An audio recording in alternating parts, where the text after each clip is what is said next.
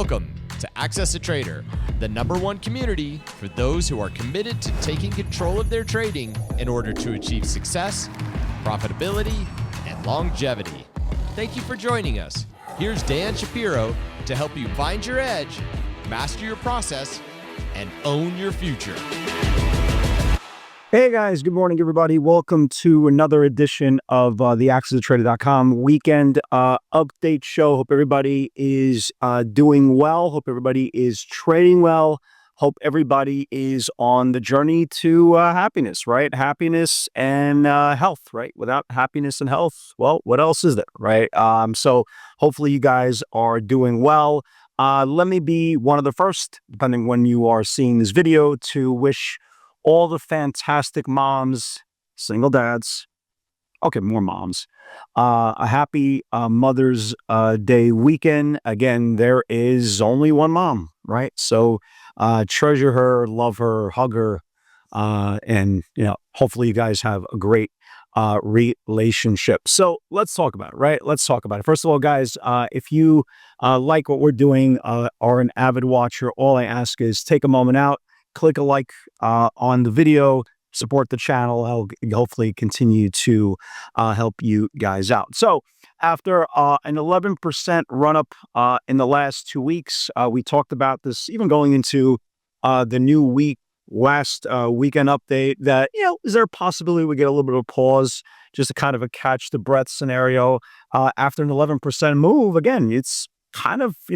normal to kind of veg out a little bit, rest a little bit. And, market kind of did that. If you look at the final tally for the week, S&P fell 0.5%, nothing.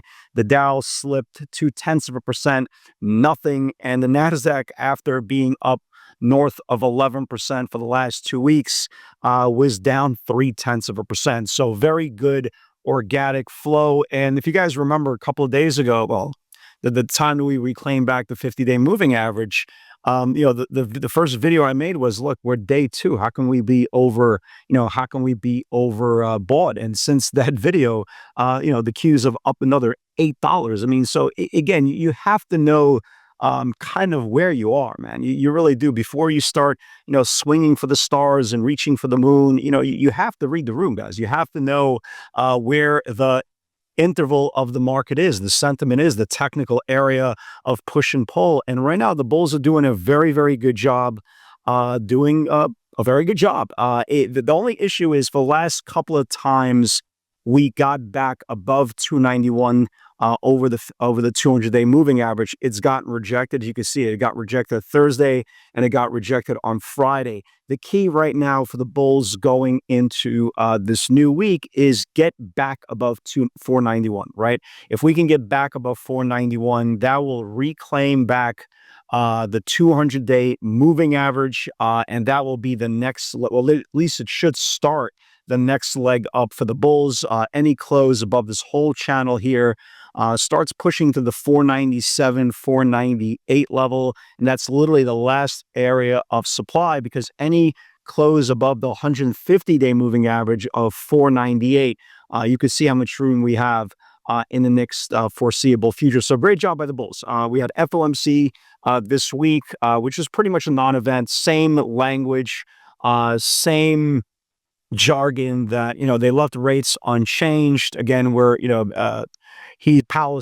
is taking in the data, and that's the whole point of everything, taking in the data of what the tariffs will do, what they might do, what they potentially could do. So there's really no definitive reason to cut rates just yet. Trump is still mad at him, but he says he will not, resign and all that good stuff. So we're kind of in this like no man's land for the FOMC. But again, all the backstory goes back into the disaster that was the tariff talks that led us down below the 50-day and below the 200-day moving average in the first place. And you can see here, we've been talking about this now for 2 weeks, guys. Remember, compiling data, accepting data, trade the market that you have, not the market that you want. People are still talking about tariffs are bad, bad, bad. Yeah, we've already passed that. Right? We're way past that. We're now in the stages in the last 2 weeks that we are omitting this talk, right? We've constantly had talk after talk after headline since then, the last 2 weeks, has been brushed off to the side of tone deaf, and that's a good thing.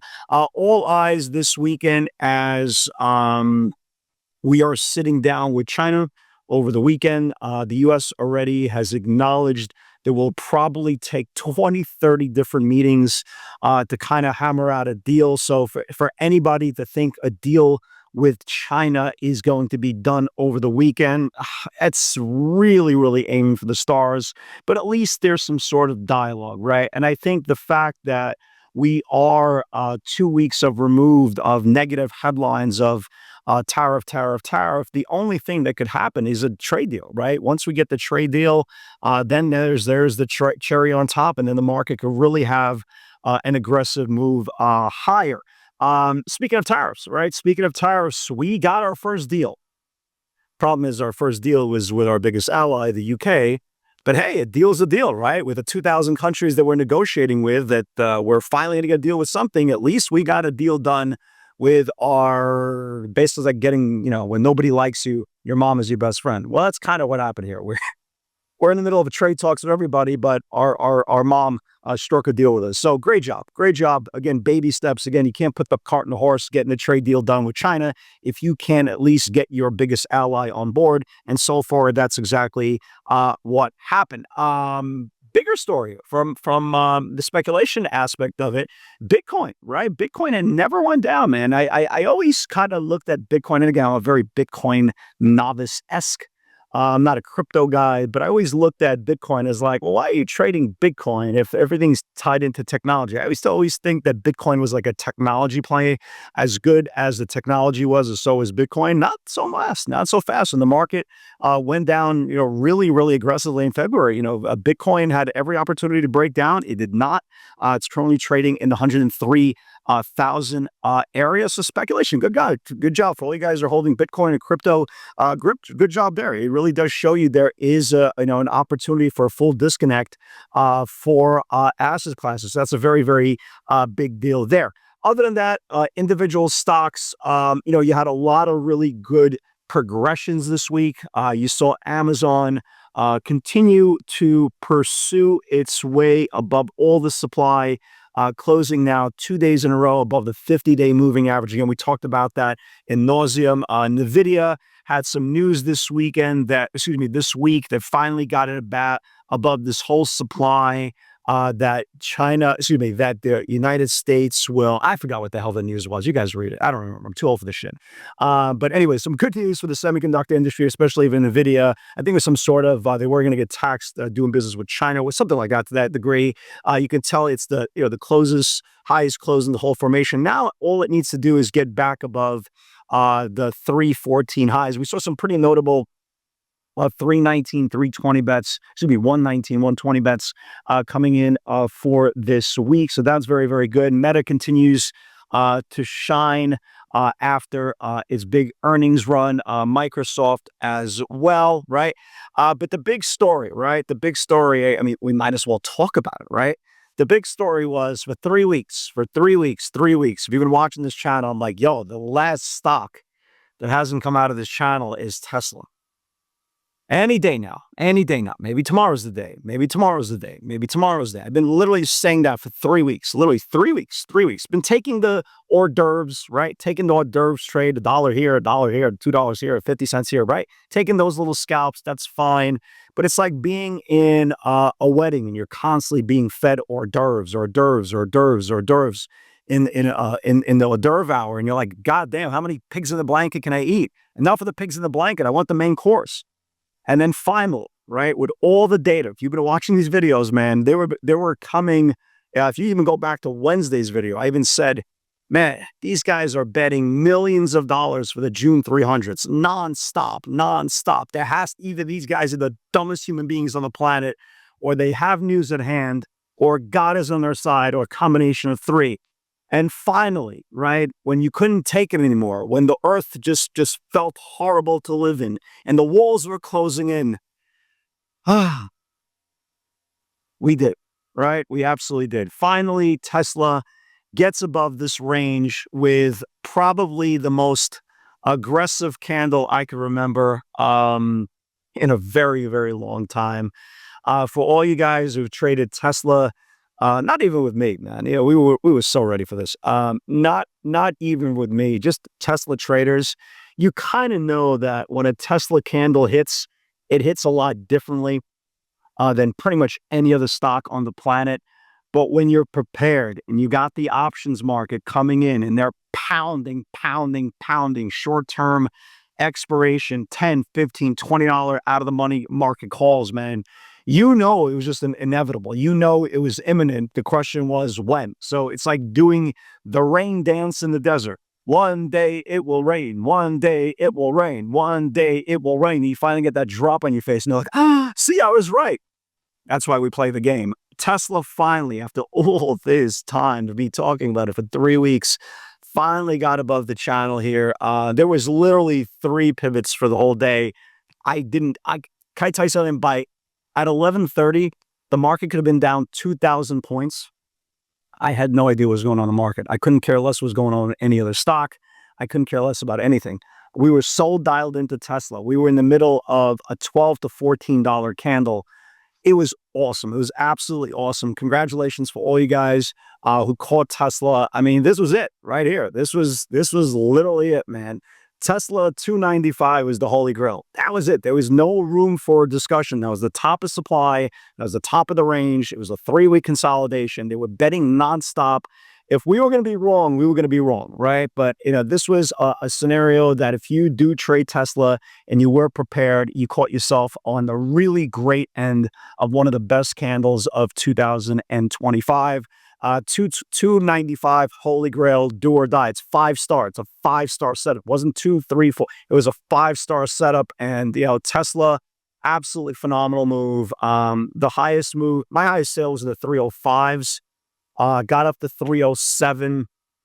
Got up to 307.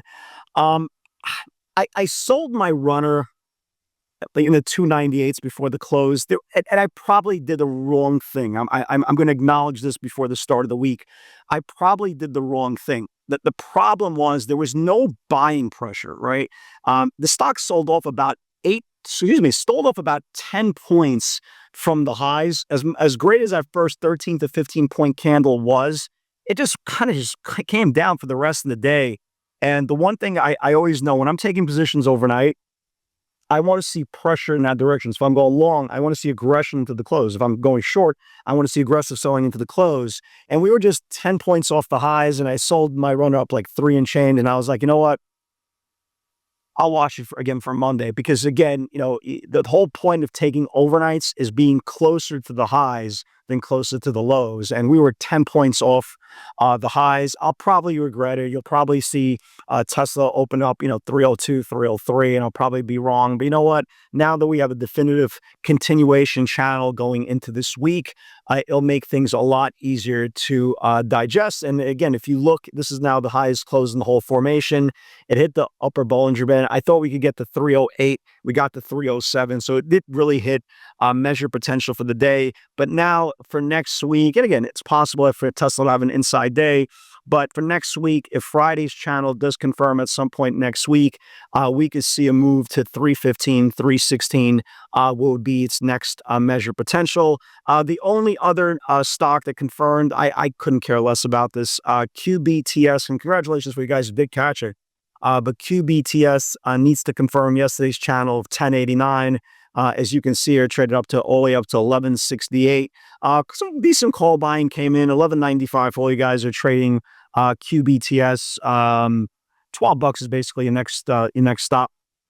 All right, $12 is the high from 317. So it's going to need to confirm this $12 area for the next leg up. A nice move. Again, you don't need to trade the same stocks as everybody else. The whole point of trading is to be comfortable in what you feel you want to trade, not what somebody else feels, what you feel. So it was very, very important to understand that. Some names that I am watching for this week, obviously Tesla every single day. I am watching, look at the stock. Well, it's not necessarily for me, but keep an eye on this thing. Look at the stock RGTI. Some pretty good call buying came in. Keep an eye on this thing. It needs to get above this this May 5th channel. I like Lyft for continuation. It might rest on Monday, but this is something that looks good, had really good earnings. It might have an inside day on Monday, but if it confirms earnings highs, I definitely want to keep an eye on it. NVIDIA is basing now pretty well over the 50-day, basing now pretty well over the 65-day moving average with $19 and $20 calls coming in for this week. I definitely want to keep an eye on it for above above this week's highs. So let's keep an eye on that. And I think that's about it.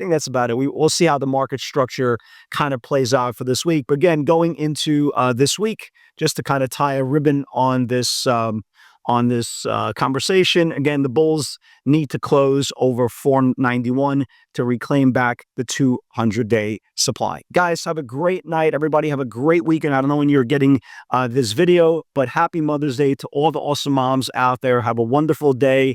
Hopefully you're having a wonderful weekend. And with God's help, I will see you all on Monday. Take care.